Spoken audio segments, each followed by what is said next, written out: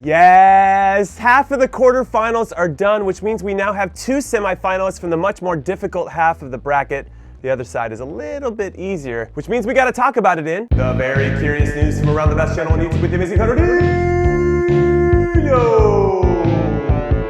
Very curious news item number 1. Today is a sad day for me because with Luis Suarez and his teammates losing to France 2-0, I have no reason to say,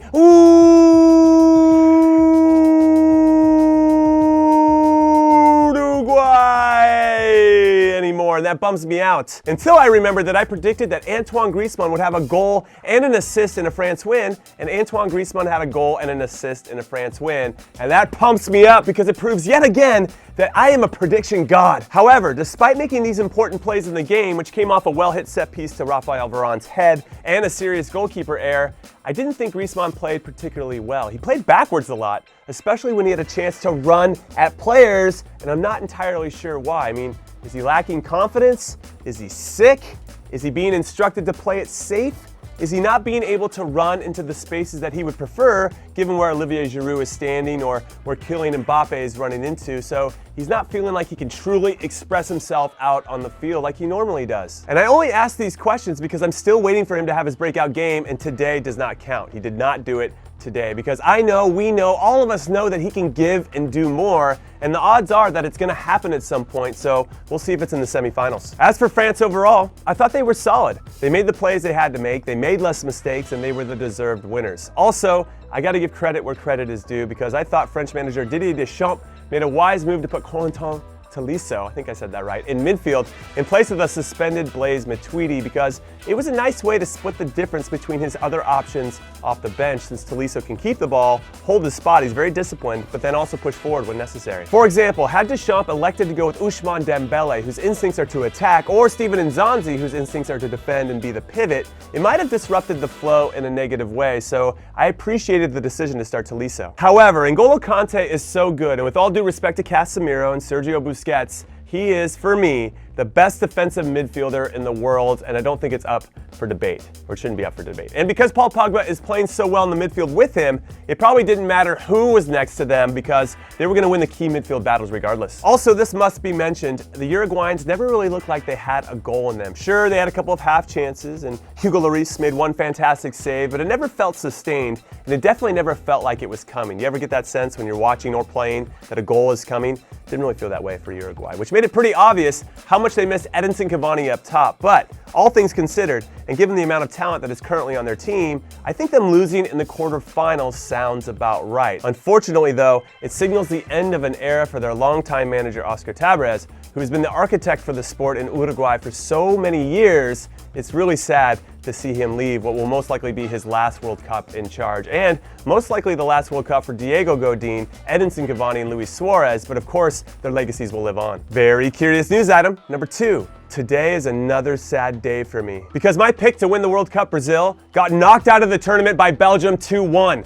And even though I said yesterday in my preview that Kevin De Bruyne would have his best game so far, which he did, and which was highlighted by his very well-taken goal, fantastic technique, it still doesn't make me feel better about what happened in this game. First off, Brazil was all over him to start, and then they gave up an own goal in the worst possible way when two players, Gabriel Jesus and Fernandinho, who also happened to play on the same club team, got in each other's way. They didn't open their mouth, they didn't communicate, and it deflected off of Fernandinho and went in. So when Brazil went down 1-0 on this, it didn't really feel like they should have. They shouldn't have been losing. And then they give up a goal on a counter from their own corner kick when Romelu Lukaku did very well, by the way, to control the clearance and relieve the pressure he was under with a nice turn, and then a good powerful run going forward and a solid pass to De Bruyne, who then buried it from outside the box with, again, fantastic technique to make it 2-0. And then all of us Brazilian supporters and even the team themselves like, how are we down 2 goals? But thankfully they were all over Belgium in the second half and scored 1 goal, but that wasn't enough as they either squandered the chances they had, and I'm looking at you, Coutinho and Augusto, or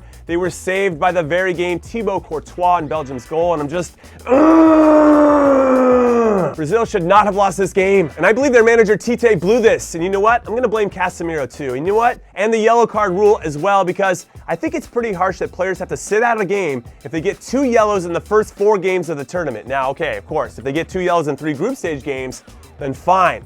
You can have them sit out the round of 16. But 2 and 4, it just doesn't seem fair. But okay, those are the rules that everyone is playing by, so you have to respect it, and I do. But if I remember correctly, Casemiro didn't really need to pick up his second yellow of the tournament against Mexico because he got beat on a play, which happens from time to time to even the best players. And instead of letting it go and not touching the player and letting his teammates figure out the next steps until he could get back into a good defensive position, he grabbed the player knowing he would miss the next game, and that led to Fernandinho playing, and that led to this loss. Because this is the same Fernandinho that scored the own goal in this game, and the same one that should have fouled Romelu Lukaku before he got started on his counterattack that led to the second goal. So, no joke. If Casemiro had been playing, I don't think Belgium scored either of the goals that they scored in this game. Now, in fairness, I thought Belgium played well enough to score a goal, but I don't think it would have been due to Casemiro. Anyway, now it's Tite's turn, who I urged to not start Gabriel Jesus up top because he was pressing, and he was trying to do too much, and he started Gabriel Jesus up top, and it didn't work, surprise, surprise, because he either dropped too deep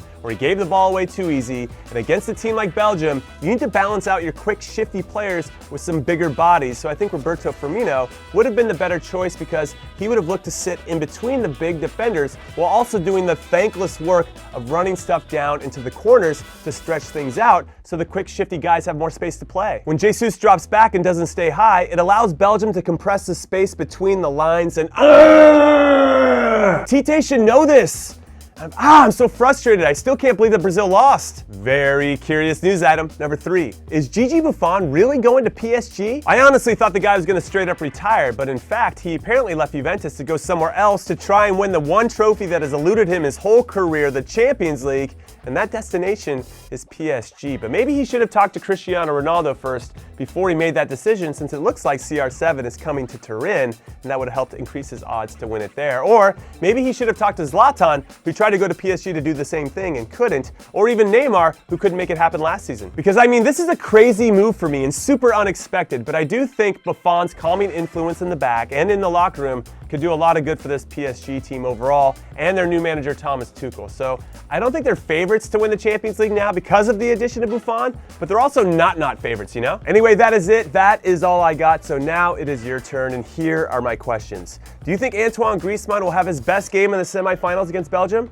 I hope so I can be right about another prediction. Did Brazil blow this game or what? Yes. And do you think PSG can win the Champions League with Gigi Buffon now on the team, or do you think they need to add some other pieces? Let me know your thoughts down below. Hit like and subscribe if you haven't already, and I'll catch you tomorrow. Later.